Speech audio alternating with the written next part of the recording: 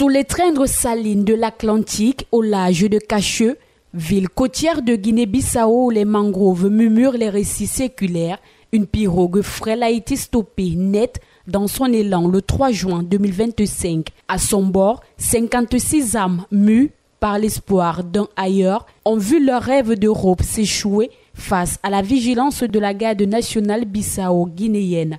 Ce vaisseau de fortune, chargé de 41 hommes, 14 femmes et un enfant, portait les espoirs de Guinée-Bissau, de Sénégalais et des Guinéens, tous unis dans une quête périlleuse vers les côtes de Canaries, porte d'entrée de l'Eldorado européen. Sous le commandement du lieutenant José Bécuc, la garde nationale patrouillant les eaux tumultueuses de cette région, proche de la frontière sénégalaise, a mis fin à cette entreprise clandestine. Les passagers, désormais sous le verrou à Cacheux, attendent leur transfert vers Bissau où leur sort sera scellé. Il est important de noter que cette interception, loin d'être un fait isolé, s'inscrit dans une litanie de drames migratoires. En mars 2025, les autorités ont arraisonné une embarcation transportant 76 personnes près de l'île de Caravela, révélant ainsi l'ampleur d'un exode qui brave les dangers de l'océan. Cacheux, avec ses estuaires et ses îles éparses des Bijagos, est devenu un carrefour de ces périples désespérés. La région où les pirogues glissent entre mangroves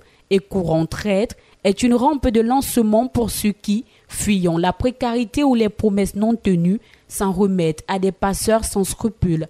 Tragiquement, en 2024, selon l'ONG Caminando Fronteras, près de 10 500 migrants ont péri ou disparu sur cette route atlantique, victimes d'embarcations surchargées ou de tempêtes impitoyables. Pourtant, l'appel de l'Europe persiste, porté par des récits de prospérité souvent illusoires. Pour l'heure, les autorités bissau-guinéennes, déterminées à démanteler les réseaux de passeurs, promettent de traquer les cerveaux de ces traversées. Mais au-delà de la répression, l'enjeu est abyssal. La Guinée-Bissau, où le revenu moyen oscille autour de 1,30 $ par jour, peine à offrir des horizons à sa jeunesse. Les cultures de cajou et de riz, piliers économiques, subissent les aléas des prix et des pluies, tandis que la région de Cacheux, riche en biodiversité, voit ses ressources s'étioler sous la pression humaine. Ce drame, dans sa crudité, interroge. Ces 56 destins suspendus entre l'espoir et l'incertitude incarnent la tragédie d'un continent dans lequel la quête d'un meilleur avenir se heurte aux écueils d'un monde cloisonné. Les vagues de Cacheux continuent de bercer les pirogues.